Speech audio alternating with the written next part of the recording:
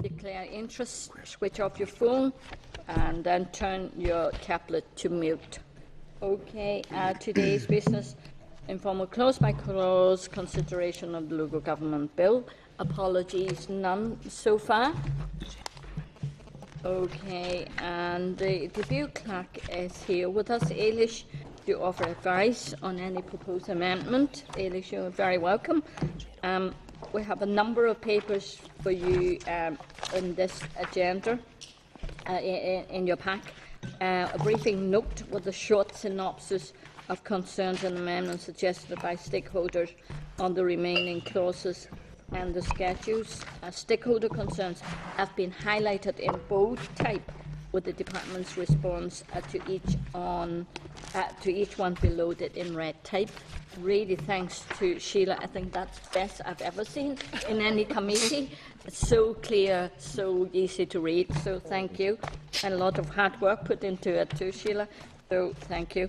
You have also the main clause by clause and schedules tables, the report from the examiner of statutory rules, additional research information on the general power of competence, enhance that transcript of evidence given to the Finance and Personnel Committee on rate convergence and the transfer of functions.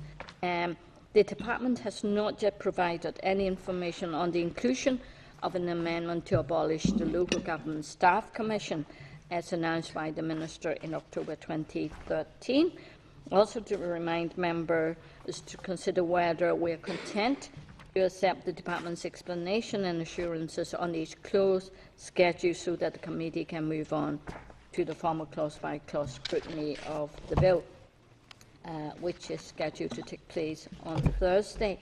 Bad news is, members, we have to finish the informal clause-by-clause today. So now I know question time. The first one is health and social care.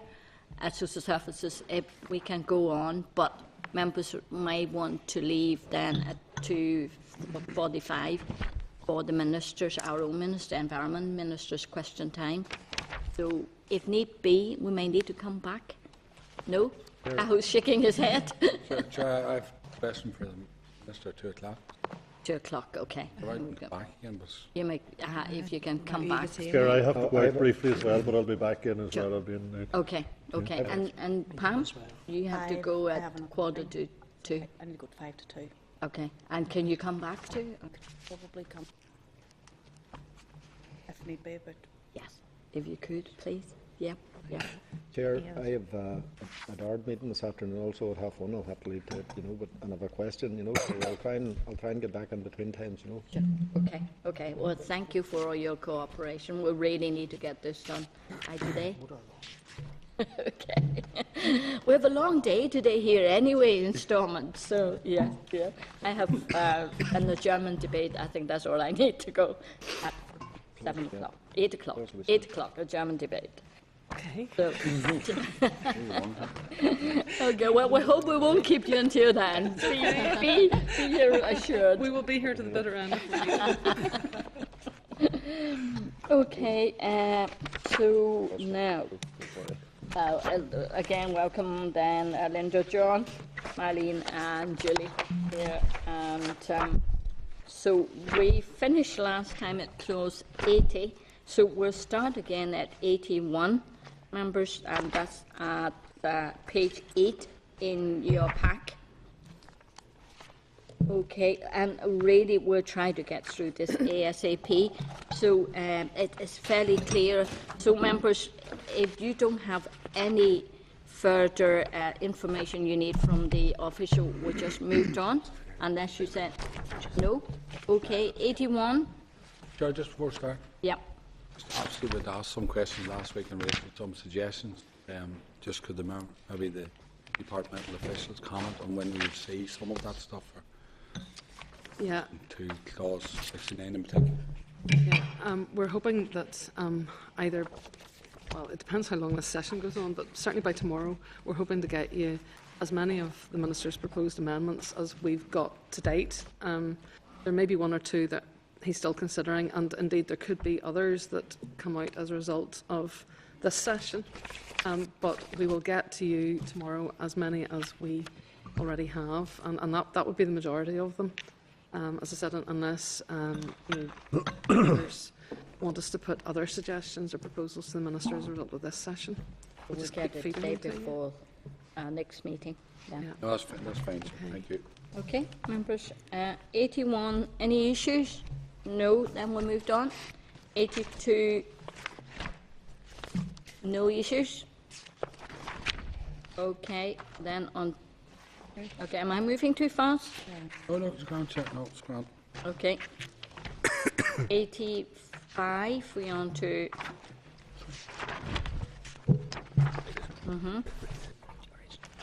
Okay with it?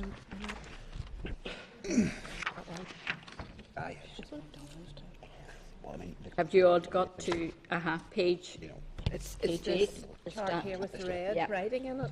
You got, everyone okay? Yep. We are now on page, still on page 8. You got to that table, Peter?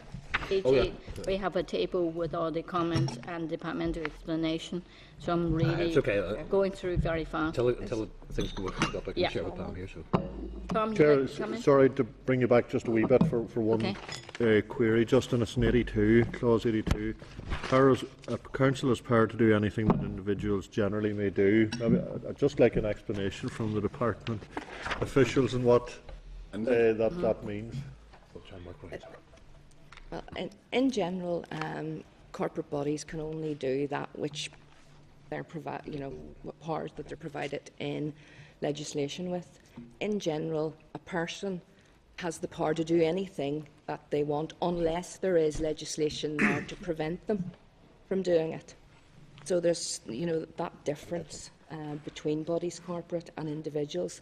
This power will actually place councils on a same footing as an individual. It would mean then that they can do anything that they want unless there's a power there to prevent them from doing it. So it's really just to specify that it's the same sort of power as would apply to an individual. So, for example, DOE can only do something as a department if it has a positive virus to allow it to do it. This will allow councils to do anything they want, provided there's not a piece of legislation Yes. to stop them. Yes, just as an, So as an it's individual. quite a wide bar. Yeah. That's a power of Do you competence. see any potential of that being abused? How does that work? Sorry for labouring this a wee bit, you but okay? it is an issue, and I had it marked, Chair, and it's just... how do you see this operating with the call-in mechanism? Do you see potential of some of the decisions within that power being able to be called in under your 15%? Certainly, it would depend on what a council was proposing to use the general power competence for. Certainly, one of the issues that was coming through in the discussions that I've been having with senior officials that we'll be putting to the Minister is that qualified majority vote would apply to the use of the general power because it is such a wide-ranging power for a council. And there are no, other than sort of existing legislation which prevents them doing something, if they want to use it, there are no financial restrictions. There are no built-in restrictions on it. So as I say, the view is being taken that it is perhaps something that should be subject to the qualified majority vote. A lot more aware on page 8.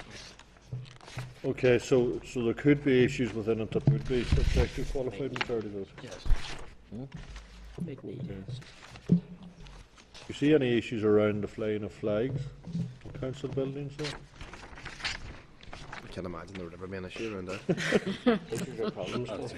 Well, I suppose at the moment, councils have the ability to fly flags. I'm not sure that they would need to invoke the general power of competence to allow them to fly flags. And, I think it will be interesting to see what councils use this power for. We've looked at other examples in England and Wales where it was introduced a couple of years ago, and In where, sorry? in England, Right. and it's been used for things like helping to support apprenticeships and further training. where they felt it was needed or required, and the statutory provision for that wasn't adequate in the council area. Introducing innovation schemes, where a prize scheme in the area for innovation is another example where it has been used. And it doesn't come into any conflict with the departments, Paul, the relevant department? In that case, no. No, and unless a department had something in their legislation that said only we can do this, then it wouldn't be an issue. But I mean, I think at times it would depend what councils wanted to do with it. If they wanted to build a school, for example, councils would need to think very long and hard about whether they wanted to do that outside the education system, or how would teachers be appointed, how would exams be dealt with. That there are all sorts of issues in and around that. And I mean, it will work best if whatever it is the council wishes to do is being done in conjunction with and with the blessing of the department that would normally do the type of thing that it wants to do. All right, thank you, Chair. Cal? No, just follow on that. It's in relation to if the council undertook to do something that should be the responsibility of another department. Is there a mechanism then in relation to joint funding or capital works? I mean, is there anything there? Because I mean, first of all, it should be the department's responsibility. But I can see some cases that you could use Gritton or something like that as an example. And I mean, if council wanted to do that under this general power, well, then one or two ways to find it under the rates to pay for it, or work with a government department to try and share the burden or whatever. Is there a mechanism like that in this, or an opportunity for them to? Yeah, I mean, I think first of all it would need to be by agreement, because I don't think we could legislate that if council decided it wanted to do something, that a department would have to co-fund it. But I mean, I think this is something that you might see being used in conjunction with community planning, where there was an identification of something that wasn't the direct responsibility of anybody, and therefore a council could step in and do it, or where ideally the council would like more of something done, but because of budgetary constraints the department couldn't fund it all, and in that case they could agree a joint approach. And I think the partnership panel would provide sort of the mechanism for discussions. We've heard of examples in other jurisdictions of even bank loans, even mortgage loans. We have actually Be quite researched imaginative. examples of where it has been used in other jurisdictions, and if the committee would like, we can send you a short paper briefly giving those examples. We have that paper already drafted. If it would be of We've got interest. that, I think. Okay, members, content? Yep. Then we moved on to 85.1. Okay, powers to make supplementary provision. So the department has agreed to consider how this may best be drafted for inclusion in the bill. Yes. Okay. So using super affirmative, Yes, not negative procedure. that's right. Okay. Members content with that? Then we moved on then to 87.2. Is that a new term? Okay.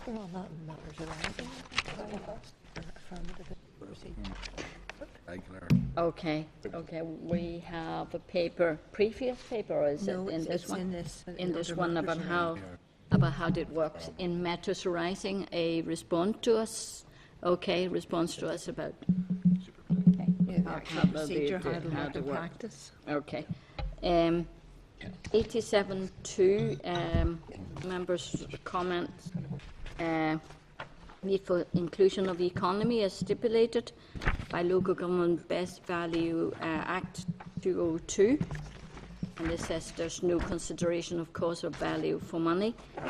So departmental response is this replaces the Best Value Act and shifts the focus to improving performance.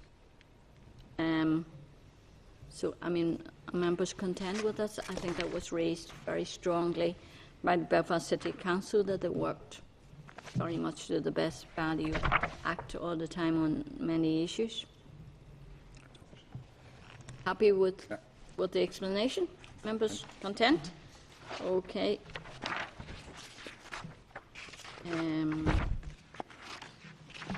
I have under that same clause, that's one. Maybe I'd quite like Linda for you to explain maybe a bit further.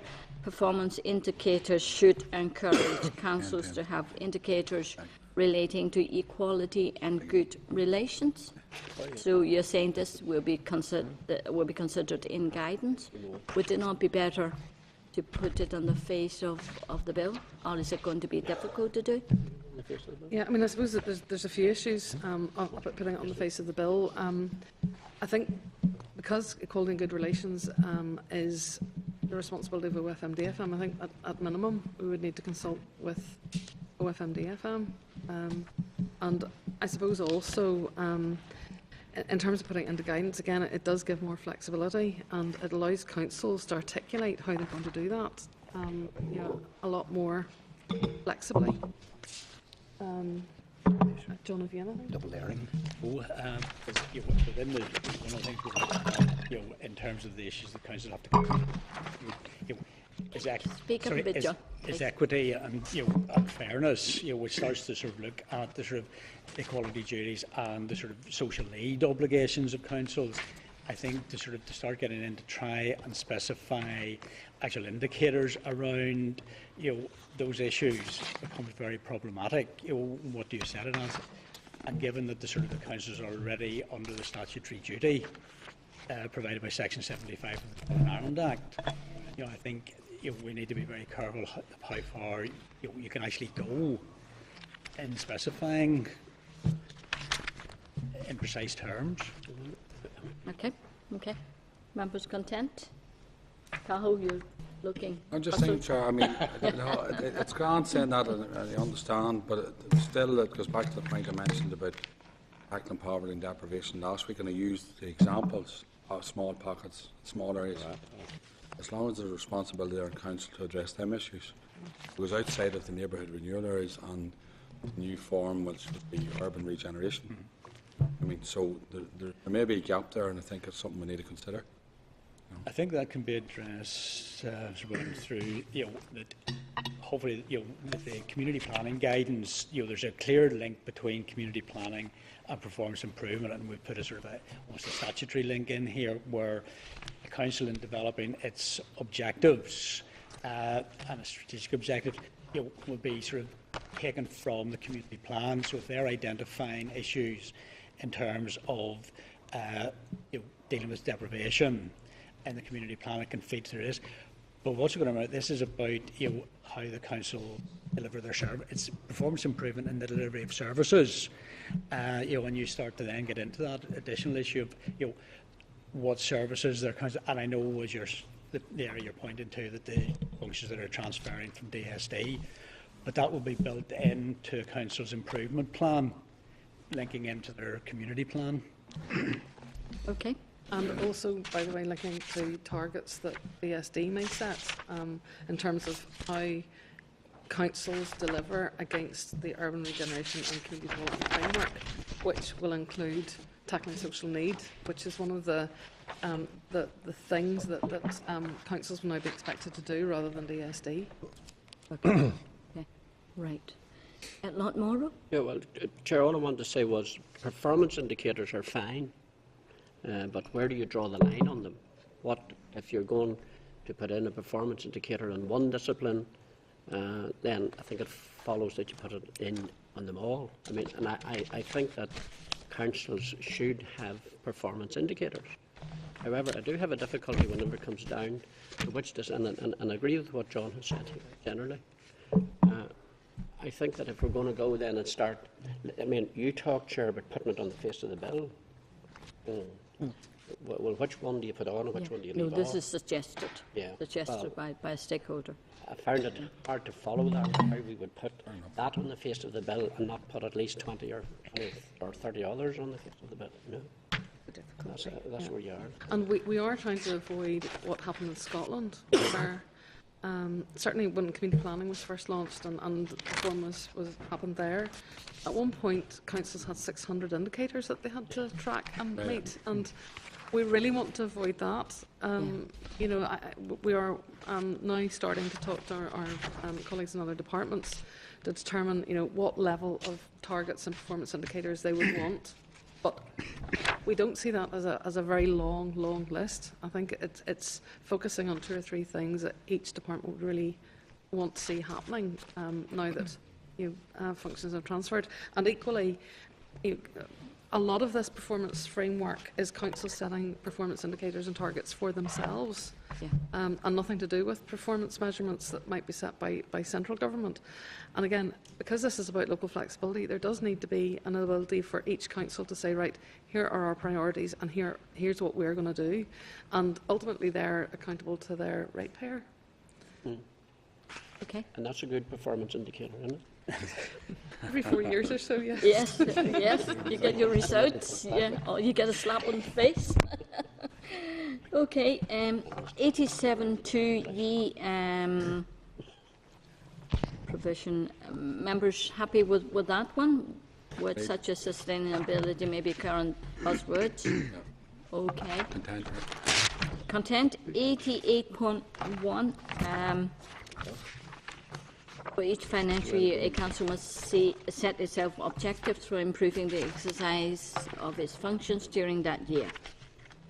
Okay, objectives should be set for a longer period, say 3 years, and the departmental response is the council's corporate plan may cover a longer time frame, with the improvement plan representing actions to be taken over a single year. And the next item is issue is set itself objective. Should this be independently verified? Do members contend with the explanations? Yeah. Moved on. Next then, 88.3AG. Members, I'll let you or to read it yourself. Anyone any issues with this or happy?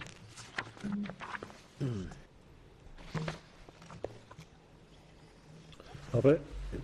Okay. 89.1D. Content. 89.2.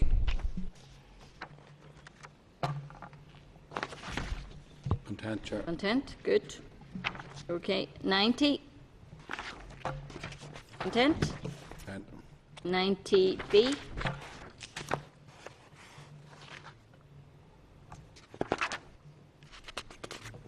Yep. Content. Happy with it? Okay. 90C. Same thing, Content, really. yep. Content. Okay. 92. Insert new clause.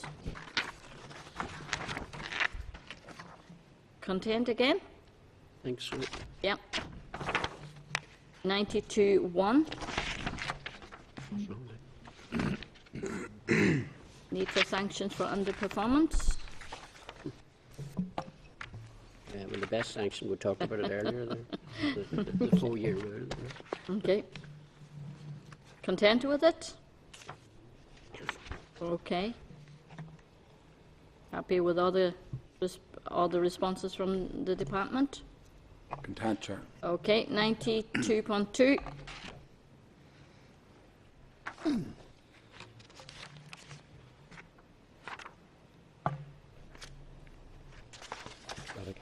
Content. Content. Okay, just maybe there's one amendment suggested to amend C to read such other persons or bodies, including community and voluntary bodies. Do we need to put this on the face of the bill to specify that we want community and voluntary bodies to be specifically named? Sure, I think once you put that in the face of the bill, you're actually more restrictive then. I think the way it's worded is actually better. Bodies could include community and voluntary bodies? I would think it would be, Yeah.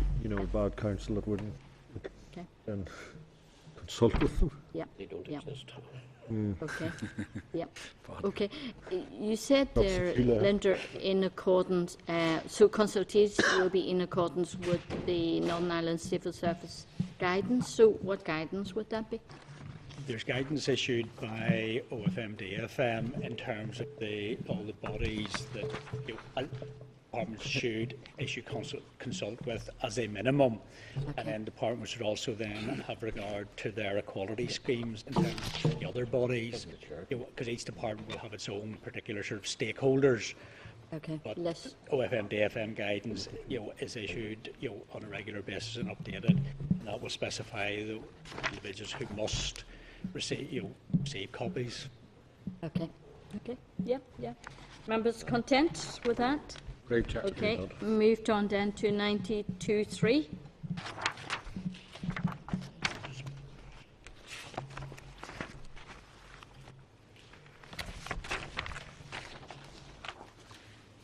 Okay, I certainly maybe would quite support that suggested amendment, omit at least one to read in deciding whether to specify performance indicators and standards, and in deciding them, the department must aim to promote improvement of the exercise of the functions of councils generally, and in particular, we just put in particular rather than saying at least one, then naming all the six, seven items or categories.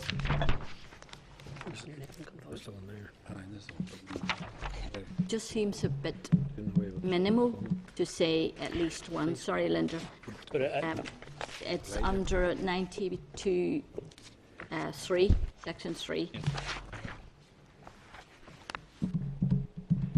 I think the difficulty there is that you're providing the flexibility. You're wanting the council to look, at least one, but you're providing them with the flexibility. They may want to look at all 7 in terms of a particular issue, but there's some issues that they may look at, and it's only sort of service quality that maybe needs to be looked at in terms of improvement or fairness. I think if you start to sort of say, In particular. put a clause that sort of names all 7, it can actually then be very restrictive on the council in terms of how it approaches its improvement duty. Yeah, but it's not saying including all of them, it's saying in particular in terms of the following. But what you have in the bill is at least one, so they can just do one. I think it depends, though. Some of the functions that councils deliver, some of these might just not be relevant. So I'm trying to think of, registering your dog. There's maybe not so many sustainability issues there. So if you're tying them into, improving the service of dog licensing, but you had to meet all of those, strategic effectiveness is maybe not an issue there, but clearly service quality and service availability is. You could maybe consider fairness in terms of, I don't know, looking at reduced fees for certain categories of citizen, but not all of those would apply to the licensing of dogs. And I think that's maybe where we need the flexibility that, in some things, all of these will apply, but for some services, they won't. Chair, I think the way it is to be, at least one. I think that's fine, and that's encouraging actually more. And I think it prompts that whole discussion and debate around that, and I would be quite content the way it is. So I think it gets the message over admirably. It seemed to be quite a small number, 1 out of 7. No, it doesn't say Fair, that. it does say No, no, at least Yeah, one. at least one. I think there would be a stronger case if it was Yeah. simply saying one of, Yes, one exactly. of the following, but it is at least one. Yeah. Okay, happy members content with that? Yes, agreed. Right, okay. No. 93, any issues there?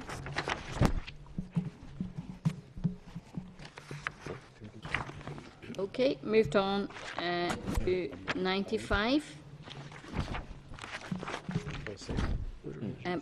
Quite a number of comments from the government auditor, John O'Linder, particularly 95.3A, suggesting amend 31st of October to 30th November to facilitate the local government auditor in the preparation of financial accounts for councils. So your explanation is that it's important that performance improvement information is published as early as possible. Delay will weaken the accountability aspect. She's saying that it's very, very tight for them. I think the issue there, Madam Chair, is that although the report has, they have a it looks as if they have a month to prepare the report. Certain aspects of that will be going into the report, they can be looking at an earlier stage, in the year, and it's actually their role is to ensure that the councils are following the process, and some of the process happens at the start of the year. So, in other words, the setting of targets for itself, etc., are done earlier, so the auditor can be looking at that stage. So I don't see that as being a particular issue for them. Does that mean if we're getting local government auditor would be suggesting that change? Is that right in terms of the dates? I think that was from the local... It strikes me that not an enormous amount of difference, is basically a month of a difference. I'm just saying if we're getting essentially professional expert advice saying actually 31st October, and I know this is a couple of almost consequential amendments, I think, in terms of things maybe one at the next stage as well. I mean, if they're saying that they can't be difficult for 31st October to be made, but the 30th of November would be doable, seems to be honest, they're probably much more the experts than any of us in this room, full stop on it. And the other one. Yeah, I mean, it would seem to be a reasonably sensible amendment. I think it'd be different kettle of fish. They were saying not the 31st of October, it should be the 20th of February or something, But if we're talking about delay of a month, would they feel that would be needed in terms of the timescale on it? I'd be inclined to lean towards their advice. It was Louise Mason. Louise Mason was saying it's really tight for them. In fact, in terms of clause 35, that's actually the date for the council to be publishing its improvement plan for the incoming year, setting its targets, and they're suggesting it's a date for it. We're saying that as early as possible, or prior to the start of the financial year. In terms of the date for their report, which is a later clause, I think they're talking in terms of moving it from November through to the January. So you are moving it quite a period there. Mm-hmm. Yep, they have made a few suggestions, and again, then at 5A, 95 5A, is saying it would be preferable if a specific date was stipulated, and preferably a date that is early in the financial year, such as 30th of April or 31st of May.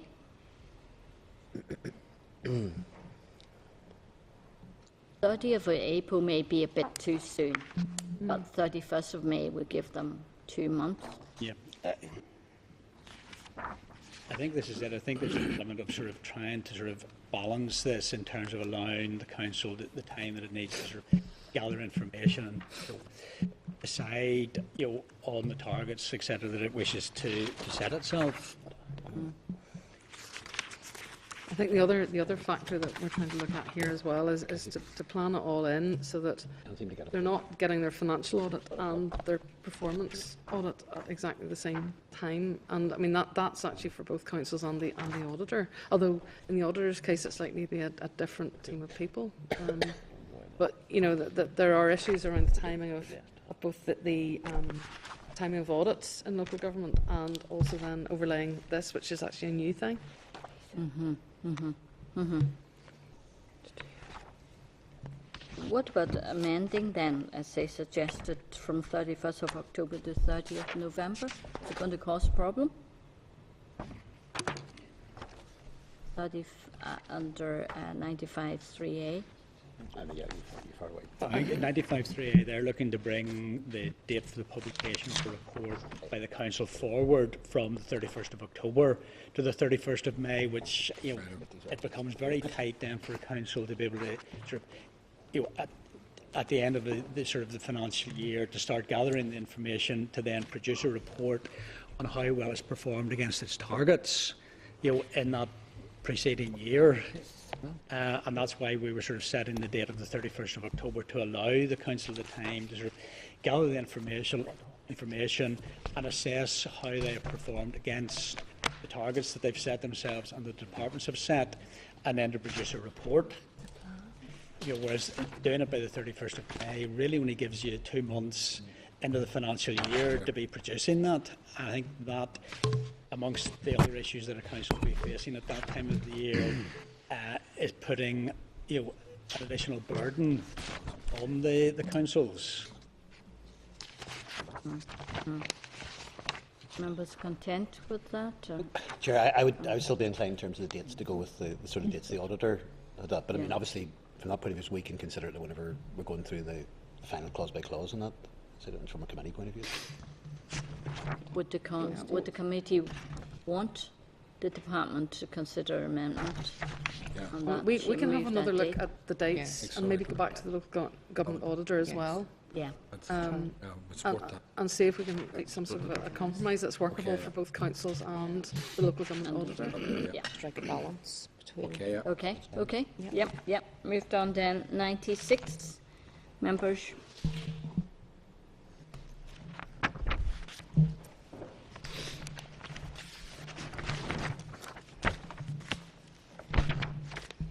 I think one thing I maybe want to pursue is the NIAO have concerns that once the new arrangements are embedded, it will be unnecessary for the auditor to report in full separately on each council each year, and exception reporting may become more appropriate, and the risk management is better. I mean, this is something that we have discussed with the Minister, and we accept this risk-based approach. However, to effectively manage a risk-based approach, you need to get baselines. Yeah. So certainly for the first few years, the Department and the Minister would want to see these done in every council every year. However, he has agreed to an amendment which would allow us to vary the regularity of the performance audits and do that by subordinate legislation at some point in the future. And I think if we reviewed this after maybe 2 or 3 years in conjunction with the auditor, and that would then give us the ability to relax that at that point, if it was felt that was appropriate at that point. Yeah. So there will be a review in 2 or 3 years. Yeah. And that's set in, where's that set? Where do you specify the review will take place? The Minister can give an undertaking on that, Yeah. Okay. that he'll carry out that review, because he Okay. has said that if we put in that enabling power, he at some date in the future will consider when we should be, making the necessary subordinate legislation. Okay. We will need the Minister to say that then during consideration stage. Yes. Okay. Members content with that? Yes. Okay. Yep. Then we moved on to 98, 1B3 comments there, and 3A. Yeah.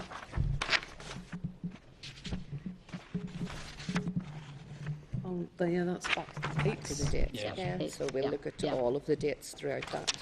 Okay. Members happy with that?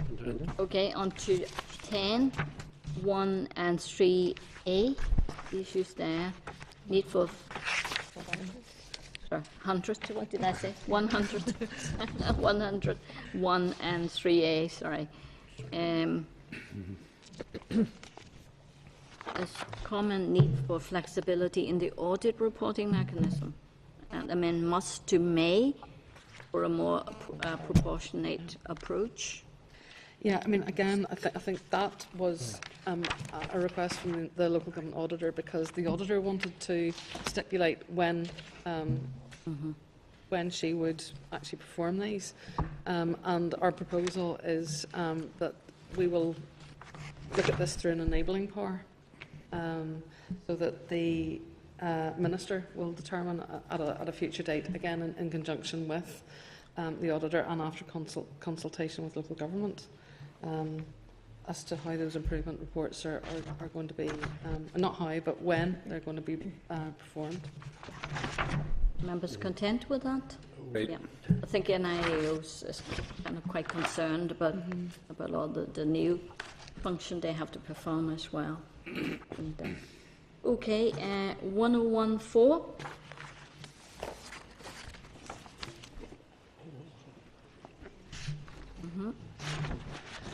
Amend may direct to may request.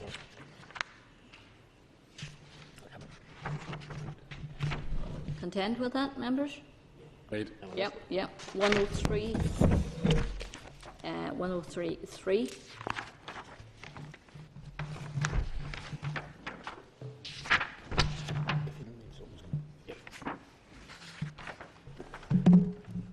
The top down, I think the comment was.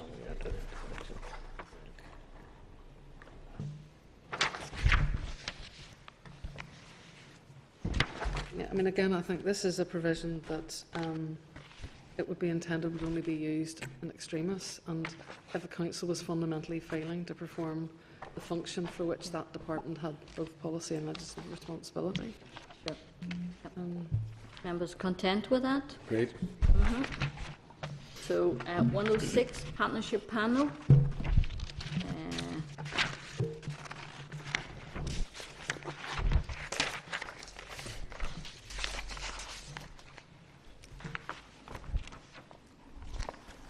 This is the one we have the legal advice. Is this the one? No, it's not. No. Okay. On 106, the Ministry has agreed to bring forward an amendment to make it clear that each of the 11 new councils will nominate to the partnership panel.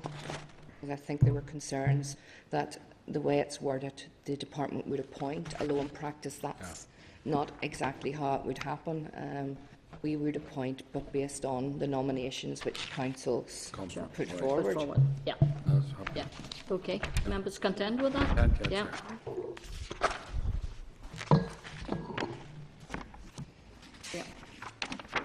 Yeah. 106 members, 3A issues there.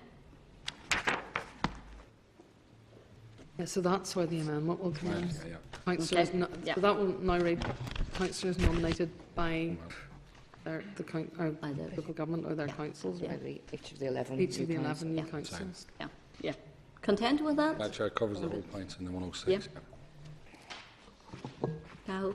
Most grand. You're grand? Yeah. Okay. Move on to 106.4. Denominate the roll members, that's covered Same thing, as yeah, well. covered Yeah, too. same thing. Part 14, control of councils by Northern Ireland departments. Control should be changed, the word control.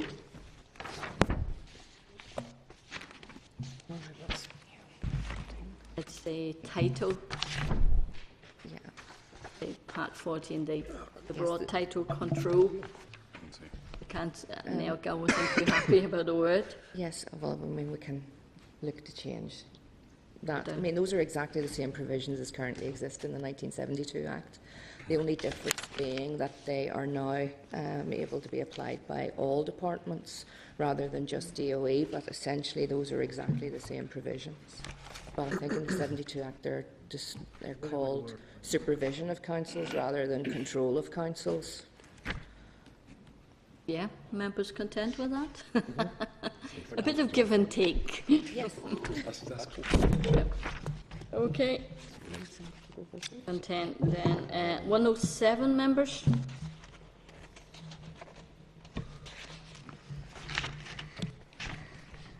Content, chair. Yep. Okay. Content, everyone? 108, inquiries and investigations.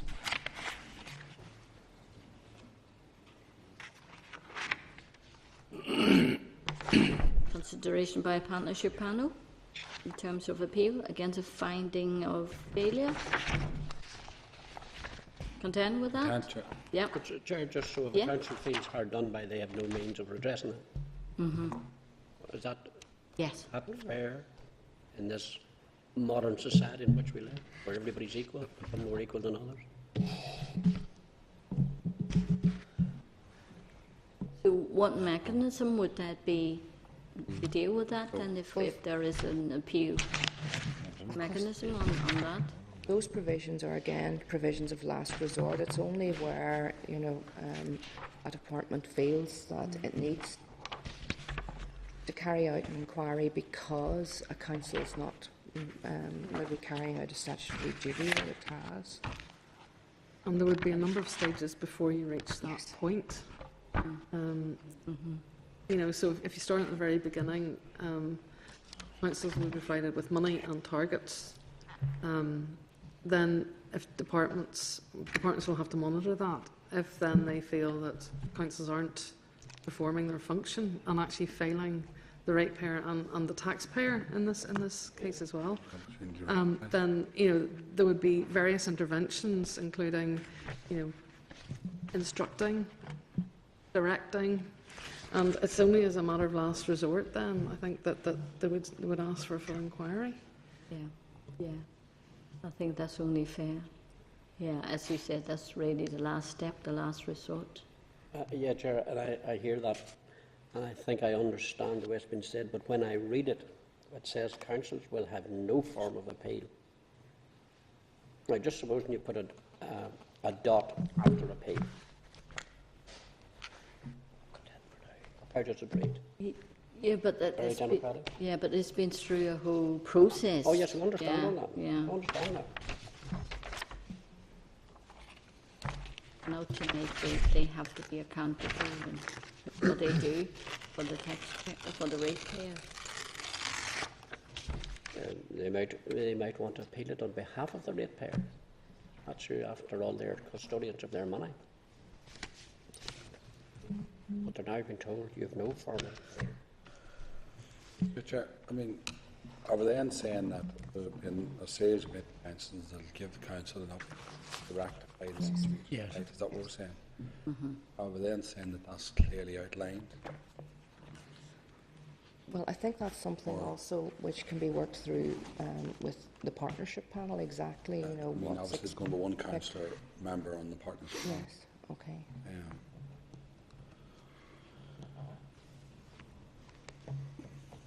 Your guidance needed for departments in relation to that. Yeah. I mean, it is important that there is that power for the department to call in an inquiry or investigation for a failing council if it's been ongoing interventions to no good. So if not, how do you hold the council to account? Then, Chair, may I suggest or ask this question? Obviously, there could be a challenge to in relation to the interventions if the council thought that they were actually Yes. put that in, or is that an opportunity? Or It's not just to there at correct the it, but minute. them having an opportunity, Yes, an opportunity to respond to put- back to. We can. Yeah, I mean, as it stands, the legislation doesn't actually state that councils will have no right of appeal. I think that's the influence that Northbound All right, has sorry, taken sorry, from us. sorry, okay. So, you know, we're not saying they've no right of appeal, but neither are we positively putting a right of appeal in. So it's maybe something, again, that we could give some thought to and discuss with the Minister. Yes. Say at least there's a level of challenge at some point, given us through the intervention. Yes. Okay. Yeah. And not more you're saying, really, it is the findings of, say, investigation, that if the council is not content with that, there should be an appeal against the finding of such investigation. Is that what you're saying? Yeah, and I'm happy with what Linda has said here. If they take it away just and have another look at it, see maybe it's the wording that just isn't. That, well, it's the wording that caught my mind. Just struck a chord with me anyway. Okay, A negative one. okay, that's Look at fine. that. Resolve them again.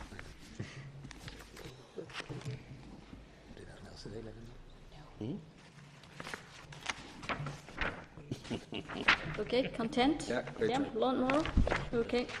We move on then. Next one, 110, 1. Sorry, 110. Point one, yeah. 110. 110, 1. We're getting the hang of it now, Chair. Okay, you're still considering the comments? Well, you have the table in front of you anyway. I don't need to read it Still out. considering the comments? Don't set out a binary. Right. Content, members, with this one? Agreed, yeah, Chair. Okay, And, yeah. move on to 114. 114. Transitional rate relief in consequence of changes in local government districts. Departmental amendment to come, is that right? DFP officials have advised that this is the case in the briefing of the Finance and Personnel Committee. Yes, and that is one of the amendments that we'll provide you with tomorrow. And really, it's to allow DFP to vary rates bills to take account of the relief that will be applied at bill level. Yeah. For any ratepayer who experiences excessive increases as a result of the rates convergence issue, which I'm sure you're aware of. Yeah. So it's an enabling mechanism, and I mean, in terms of the scheme is being jointly developed by DFP and DOE, and it won't be able to be finalised until we know exactly what the scale of the convergence issues are once all the rates are struck for 2015-16. But we will be doing some modelling once all the rates are struck for this coming year, because that's the nearest baseline that we will have. So there's quite a bit of work to do in terms of deciding how best to use what is a £30 million commitment from the executive, or up to £30 million. Yeah. But this is the enabling provision for that. Dear members, just to remind you, we did get the Hansard from the Committee for Finance and Personnel when the officials, the DFP officials want to talk to the committee. It's over 3 or 4 years. It's like a discount given to tax ratepayers who may see a drastic increase. So kind of a graduated system, discounting. Yeah. Members content with that? Great. Yep. Okay, next one we're on to 120, 1201, insurance against accidents to councillors.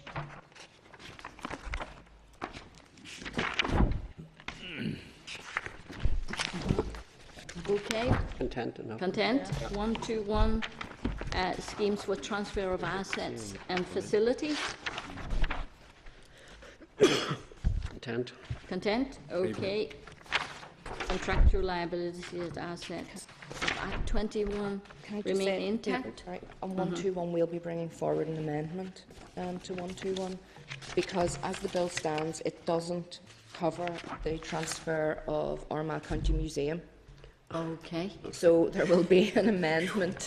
Look, I didn't know. I didn't say nothing on that clause, Chair. I was sitting here just reading through it here. Thank God. You want to buy it? No, I just wouldn't want to say it. I wouldn't want to have to say it like the Armagh County Museum. There'll be an amendment to Amendment. clarify that that museum will transfer to the new Armagh Van Bridge in The only Craigavon. one- Is it the only one that there's any sort of gap on at the moment? Just everything Yes. else is covered? Yes, Yeah. it And is. Don't worry about it. Special Why status. has it been left out? It was because it was unclear actually what its status was, and when Choose DCAL your finally words carefully, folks. when It's DCAL Armagh. finally confirmed that it's not part of the department, it's actually a subsidiary of an arm's length body, and because of the distance away from the department, the clauses drafted didn't cover Still the on museum. Okay. So that's why it's going to be now stipulated. It's a bit like, we got very clear instruction from DSD about the need to include the housing executive, because it's also an arm's length body of a department. Yeah. It's not a government department in and of itself. So now that we've clarified the position with DCAL on its status, we've had to make provision for that. Armagh was only discovered in 73, Chairs. Catching up. Museum very limited items. Okay. Moved on then. 122. compensation for loss of office or diminishing of an emolument. What does that mean? I'm sorry, I don't understand this word. It's basically anybody who is detrimentally affected. So, for example, if a member of staff currently works 5 miles from home, but because of the reorganisation now works 10 miles from home, Right. for a period they would get a mileage difference allowance. What about time, travelling time? I'm not Doctor Who. But basically, it's so that terms and conditions are protected as far as possible when people move from one council or one employer into another. So it's a legal term, but that's what that involves. So only mileage, would they be given travel time as well? No? To be honest, I'm not entirely sure, but I can find out. I mean, If it's not allowed. 5 miles, Yeah. 5 miles is Yeah. neither here nor there, but if you try 180. 10, 15 miles, these are issues that will need to be consulted through the Local Government Reform Joint Forum. And one of their pieces of work is about location and relocation and how that's all going to work out. So the exact terms and conditions of what might happen under this will be agreed through the Local Government Reform Joint Forum. Sure, I mean, I could say, I mean, I appreciate details to be sketched. I mean, I could understand from that point of view how mileage would then be specially catered for by way of a sort of a chippy type situation. The timing, I don't even think from a practical view how it could be, but at the end of the day, people aren't paid on the basis of what their distance is from their place of work as is. You know, you may get mileage to cover it, but ultimately, people have the opportunity to choose where they live in that regard and choose where, to some extent, where they work. It doesn't.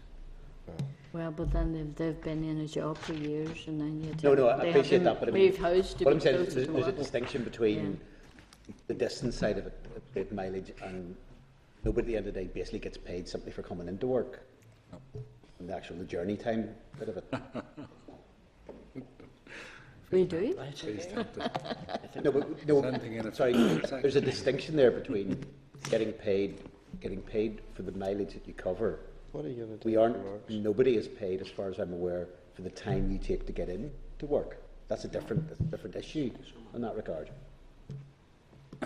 But if you force them to move office, Pay for turning that's the up in the thing, works. you know. Yeah, but I mean, I'm not sure how that bit will be catered. I think it's catered for a reasonable way by way of saying if you've got to do additional miles, you can get paid for the additional miles.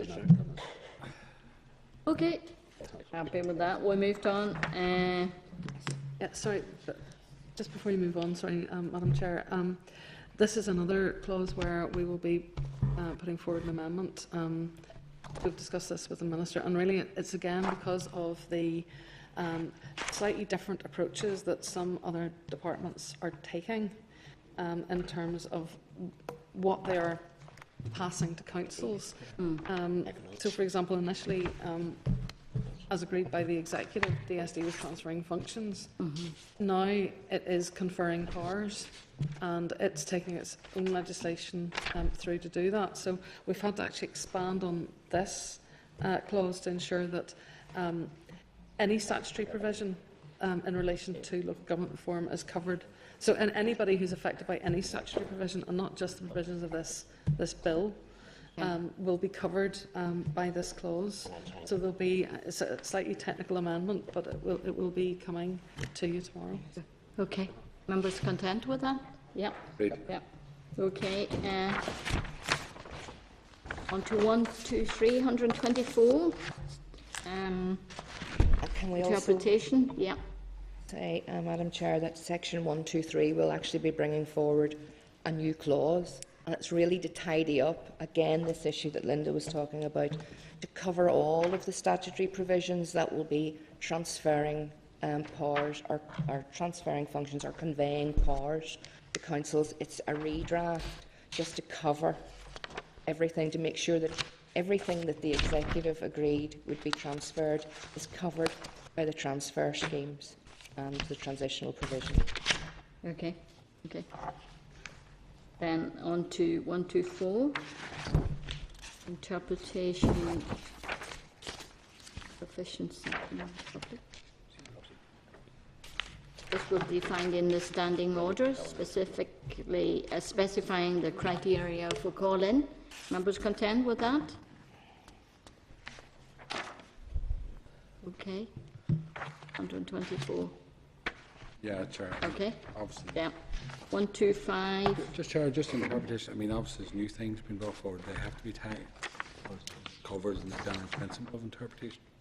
We'll look at all of the amendments and we're checking about the interpretation. There is actually those last few that we talked about, 121 and 123. There will be consequential amendments to the interpretation section to cover what has been taken forward there. Okay. Thank you. Okay. Yeah.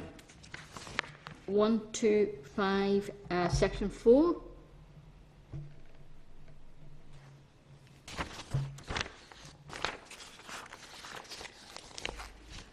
Change it to affirmative procedure.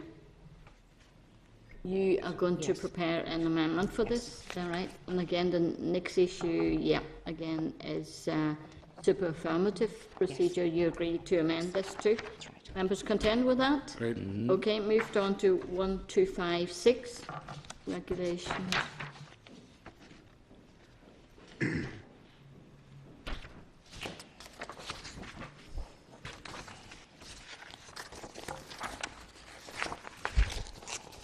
Content with that, members?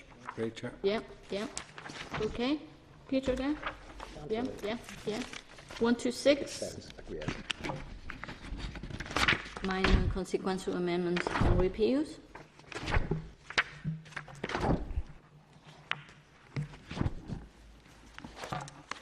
Not me should detail each one.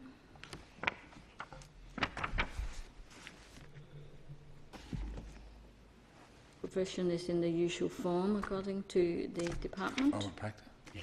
Okay, happy? Yeah, content, Chair, yeah. Yeah. 127 commencement. Happy with that?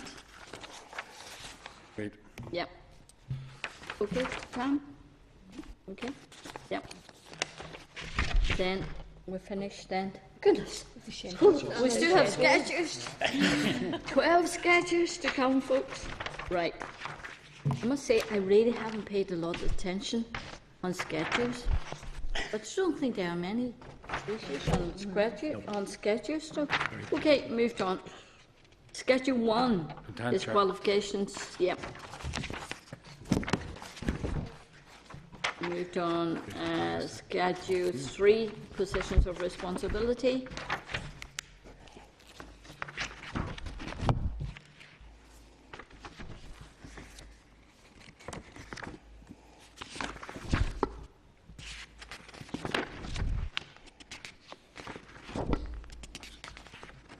Content? Yeah, I'm content, Chair.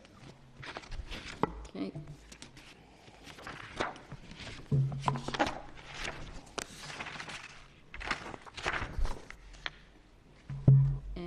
Let me see, upon the council's committee.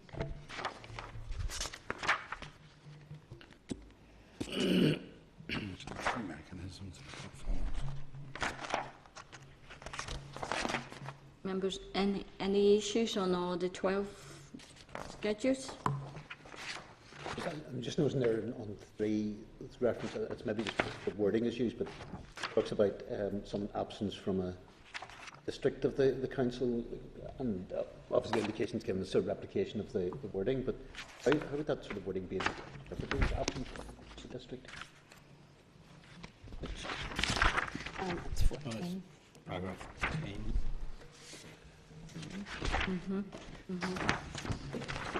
I assume it's meant to be, it's sort of absence from Yes. meetings in that regard, but Yes. this seems a slightly sort of archaic form of wording, Okay. which is a little bit confusing, can it? Right, well, we can look to see whether we can amend or modify the wording of that.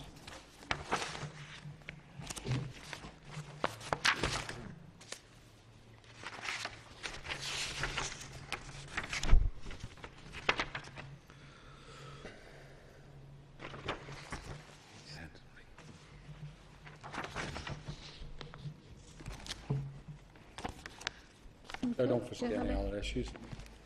Schedules. Sorry, Carl. I'm content to one. You're content? Yeah. Peter, are you content with that? Yeah. Certainly kind of the Just- So this is reenactment of the 1972 Act? Yeah. Okay. Chair, just then as well on the 4, Schedule 4, the notes here. Basically what's been said about I distort the political balance of individual committees.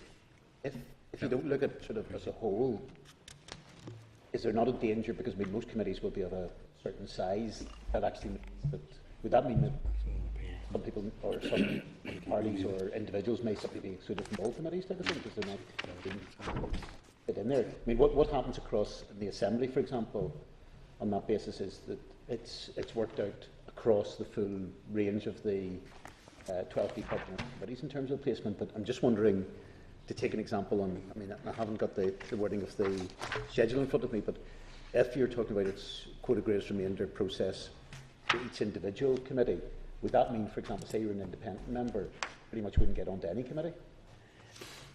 There is that potential, yes, unless, you know, some of the parties sort of didn't get their seats. But I think the other side is that if you sort of do it for a full pool, it's how you then, you know, yes, it can introduce, you know, opportunities for them to be selected, but it's how you then sort of share it out across, you know, if a particular party can hold a certain number of positions across all the committees. How do you then work that next tier? It is something perhaps that, you know. I'm just thinking that there may need to be a degree of adjustment. I mean, if you look, I think again, you know, I suppose what happens within the Assembly, I think they have probably reasonable formulas which mean, and okay, maybe that people can't insist, I suppose, on being members of a particular committee on, but it does mean that there's a reasonably fair shake for everybody across the board. I'm just conscious, and again, to be fair, I don't have the schedule in front of me on that sort of, but I know maybe provided with, yeah. Sometimes there's always a danger of getting too much information. On that basis, as to whether or not, you know, do we need to just have a wee bit of examination of that just to make sure that it won't have sort of an unfair consequence and that side of it. So, and I mean, the point in some regards about that it may mean that you leave certain committees unbalanced. Presumably, though, by the same token, if you're applying across the board, it has a bit of swings and roundabouts quality to it, because it might mean whatever you unbalance on one level probably is balanced out by another committee in a similar vein. You know, if there's too much skewing on one particular committee, it then balances out in the other bit. And just yes, I mean, to be fair, in terms of exact formula of words on it, I wouldn't have a particular suggestion, but I just wondered if maybe that could be looked at again. Right, yes, we can have a look at that.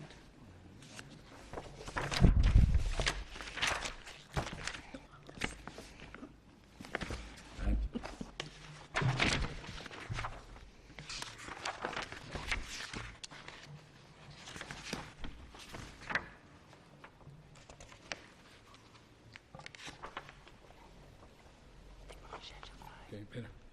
Okay, we're on to. Would Okay. that leave, I'm just trying to think, if it's purely applied to each committee, you're essentially filling, shall we say, the main positions according to what the quota would be. Is that not likely? I mean, if you had to say relatively uniform, for the sake of argument, say you had, like the Assembly committees of 11, take that as an example, and in terms of the full places that filled, that you had potentially then 8 filled by the quota, general quota system. In terms of the remainder, would you not have then the other 3 places always being the same, other parties having the same, bit, which may mean that if you were simply having one committee, it would be proportionate, but across the board it would give a big advantage to particular sort of parties on that basis. We can look at that. Okay. Thursday. Right, okay. Well done, Peter. I How's he don't trying to adapt to understand the it Lance at all. I'm lost. Yeah. Okay. Then 7, meetings and proceedings. Need for continuity in committees but nominating councillors serve for more than 1 year. Okay. So you're saying it's really up to the councils to determine? Yeah. Happy with that, members? Can't chair. Yep. Then Schedule 10, transfer schemes. Some people expressed this morning that Chief Executive posts Content. were not viewed internally in line with previous RBA principles. Happy with that? So, Depending on who you're talking to, they're content or not content. yeah, There's one proposed amendment that the Minister wishes to put forward. It's in transfer of staff, so it's 3. It's paragraph Three, 2, 3D. sorry, under Schedule 10. Paragraph, Schedule 10, paragraph 2, 3D. What's an additional? No, I mean, as it stands, if there is a severance scheme in local government and somebody is paid a severance, as that stands, the department will be paying the severance scheme, whereas it's for local government to pay for the severance. So it would be the transferee as opposed to the department. Have that one in. Was Sorry, Linda, say again. Yeah. I only got to the page now. Yeah. So it'll now read, include provision for the payment of compensation by the transferee. So, for example, say there's 3 councils coming together, they each have a finance director, and there's 1 finance director post. Now, the other 2 may get other positions in the new council, they may not, and they may end up taking a severance package. So in that case, it's for the new council to pay that severance. So that's what that will be. Yes. Okay. We're glad we picked that one up. It's basically changing the words Northern Ireland Department Concerned to transferee. Okay. Okay. Yes. Yeah. Some wine Right. back on that. Fair enough. Yeah. Yeah. Okay then, members. Congratulations. You've done it in really very good time. 5 to 2. Right. So what we need to do now is really. We have now done. Yeah. If officials can stay, where are we now onto them? We go on to matters arising. Members then, yep. Just, Are you okay? Do you need something to say? yes, Something more? absolutely. Yes, there's 2 additional clauses that we'll be bringing forward. Okay. One, the staff commission, to put an enabling power in to wind up the staff commission. And the other one is in relation to the transfer of functions grant, this additional grant that we've been working with DFP. So this is the funding mechanism whereby everything that is moving from central government to local government will come with its own budget, and that budget will be factored up into a lump sum calculated for each single council, and then there will be an adjustment made in the rating system to allow for that money. It won't actually be collected, but it'll be money that DFP will put into that, and then the councils will get that From the grant, Grants. from the big bond. Yeah, so Block it's actually a way of embedding it into the rating system as a payment mechanism.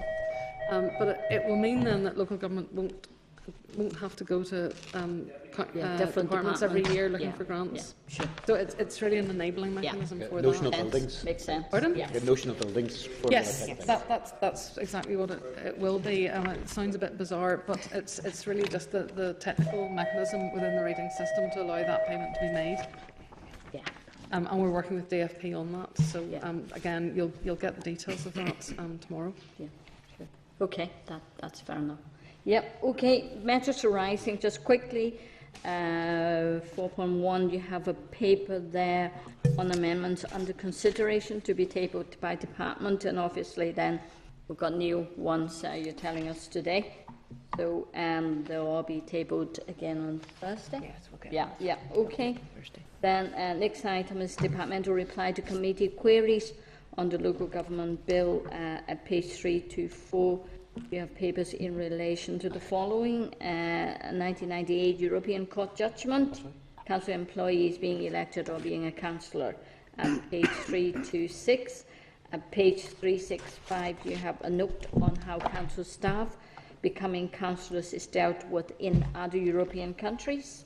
Okay, members, content to note? Content. Okay, and then super affirmative procedure, as we said earlier, is at page 366. New one. Okay, are you content for such a procedure to be used in respect of clause 85? Yep. Content, okay. The model constitution is at page 371. Okay, are you content to note? Content. Okay, then the current use of co-option to councils is at page 373. Legislation specifying the details of vacation of office in the event of non-attendance is at page 374. Content to note, members? Okay. Summary of the latest drafts of the subordinate legislation is tapered. Okay. Any comments? I don't think you have much time to read I that. have to go so- because we're down to quorum now. Yep. Content. He's questioning. Al's Yep, questioning. yep. Okay, last one, just a research paper call in at page 387. Content to note? Great. And put it into our report. Great. Then correspondence, just to note. And next meeting, Thursday, usual time. Thank you very much indeed. Very well done. Congratulations to everyone. And thank you for your patience. And thank the staff. Thank you. The officers for coming regularly. Yep, and thank you. So you've a lot of work to do in the next 2 days. We do. And we'll see you again.